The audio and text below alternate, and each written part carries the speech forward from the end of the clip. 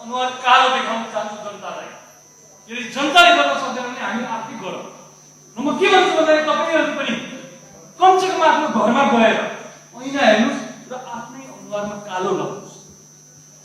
किनभने 8 वर्षदेखि हामीले संविधानसँग मजाक गरेको। यो संविधानको हृदयमा रहेको लोकतन्त्र, गणतन्त्र, संघीयता, महिलाको अधिकार, जनताको अधिकार, राष्ट्रिय एकताको विषयहरू, स्वाधीनताको विषयहरू, यी सबैलाई बचाउनु पर्छ। जसरी भगवान रामलाई बचाइएको थियो, यिनीहरूलाई पनि मान्यज्यू समय म एकजना जिम्मेवार प्रदेश सदस्यको हैसियतले मलाई थाहा छैन मेरो दलले के गर्छ। म कुनै पनि सरकारले म आफ्नो विश्वास गर्दिनँ। मलाई विश्वास छैन कि यो सरकारले अब कुनै सरकारले अब मधेसको विकास गर्छ। यो प्रदेश सभाको कुनै नैतिक आधार छैन। यो प्रदेश सभामा रहेका 106 जना 107 जना कसैसँग पनि कुनै पनि नैतिक धरातल छैन। अब निकास निस्कोस्। मधेसी जनताले नयाँ म्यान्डेट चाहेको छ। माननीय सभामुख महोदय, उपस्थित सम्पूर्ण प्रदेश सभाका मान्य सदस्यज्यूहरू, आज ऐतिहासिक दिन हो। आज ऐतिहासिक दिन हो र यो ऐतिहासिक दिनमा मलाई यो रोस्टममा केही न केही कुरा राखौँ जस्तो लाग्यो।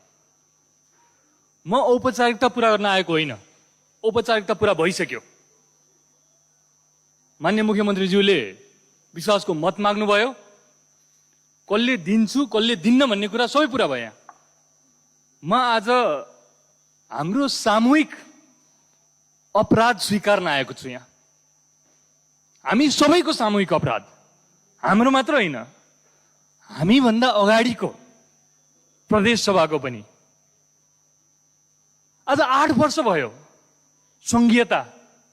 संघीयताको लागि भएको सङ्घर्षको केन्द्रबिन्दु यो मधेस हो।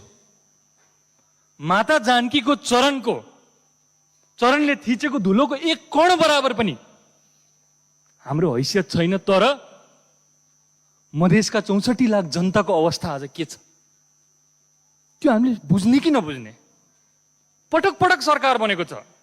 मलाई लाग्छ सम्पूर्ण दलहरू सरकारमा आइसकेका छन्। सम्पूर्ण दलहरू, मेरो दल पनि। मेरो दलको नाम के हो रे, मैले एकछिन बिर्सेँ। के रे, नेपाली कम्युनिस्ट पार्टी हो के हो? होइन, नेकपा माओवादी केन्द्र नै हो। टेक्निकल कुरा भएर मैले सोधेको। सम्पूर्ण दलहरू आइसके, म पनि सरकारमा थिएँ र पटक पटक सरकारमा भएका व्यतिथिहरूको विषयमा आफ्नै सरकारलाई, आफ्नै दललाई, आफ्नै पार्टीलाई विभिन्न फोरममा यो प्रदेश सभामा बोल्दै गर्दाखेरि पनि कहीँ कुनै सुनवाई भएन। म एउटा कुरा भन्न चाहन्छु, लामो समयसम्म राक्षस र देवताहरूको लडाई भयो र महर्षिको श्रापले गर्दाखेरि देवताहरूले आफ्नो शक्ति हराए। देवताहरूमा कुनै शक्ति रहेन र भगवान विष्णुका गएर देवताहरूले भने कि के गरौँ, हामीमा शक्ति छैन। अब भगवान विष्णुले समुद्र मन्थन गर्न भन्नुभयो। क्षीर सागरमा समुद्र मन्थन गर्न भन्नुभयो र देवताले यस्तो अमृत पाउँछन् जसले उहाँहरू अमर हुन्छन् भनेर भगवान विष्णुले भन्नुभयो। आराध्य देव शिवले त्यहाँ अमृत होइन, त्यहाँ हलाल नामक विष उत्पत्ति भयो। विभिन्न चिज उत्पत्ति हुँदा हलाल नामक विष उत्पत्ति भयो र त्यो विष यति विषालु थियो कि त्यसले यो जगतलाई सखाप पारिदिन सक्थ्यो। त्यसको हावाको एउटा कणले यो संसारमा भएको सम्पूर्ण सृष्टिलाई सिद्ध्याइदिन सक्थ्यो। भगवान शिवले के गर्नुभयो?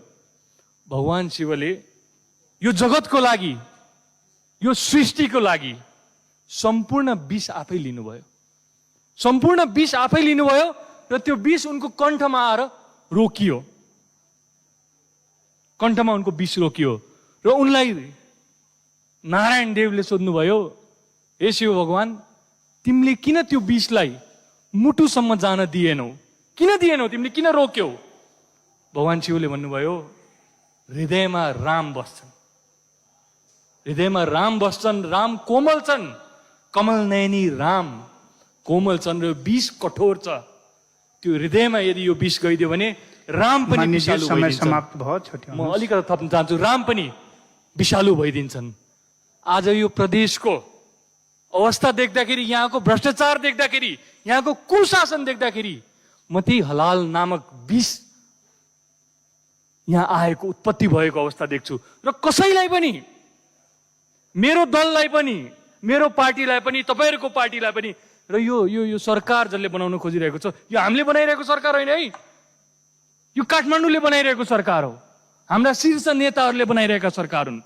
जेनजी आन्दोलनले अवस्था बदलियो, तर हाम्रा नेताहरूको चरित्र बदलेन। त्यो हलाल विष जब शिव भगवानले ग्रहण गर्नुभयो, घाँटीमा अड्कियो त्यो हलाल।